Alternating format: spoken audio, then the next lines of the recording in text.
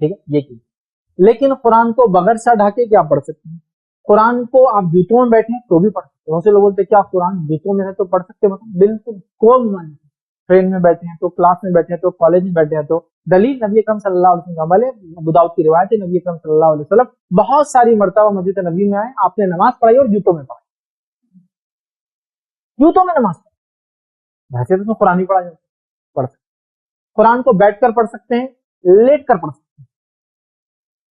قرآن کو کھڑے ہو کر بھی پڑھ سکتے ہیں, بیٹھ کر بھی پڑھ سکتے ہیں, لیٹ کر بھی پڑھ سکتے ہیں. کیوں؟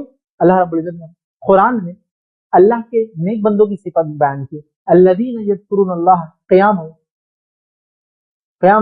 وقعودا وعلی جنوبہم, کہ اللہ کا ذکر کرتے ہیں کھڑے سے, بیٹھے سے اور کروٹوں پر.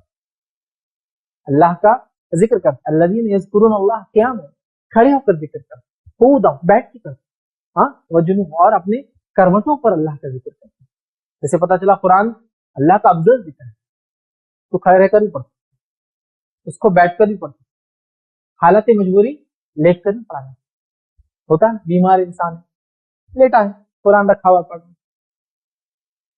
بیٹھ کر پڑھوں گا تو ایک پارا پڑھ سکتا ہوں, لیکن تھوڑا لیٹ کر پڑھتا ہوں تو 3-4 پارے پڑھ لے تو دن بھر میں اتنا ٹائم لیٹ کر دیں, کیونکہ آپ زیادہ اللہ کے کلام کی تلاوت کرنا چاہتے ہیں.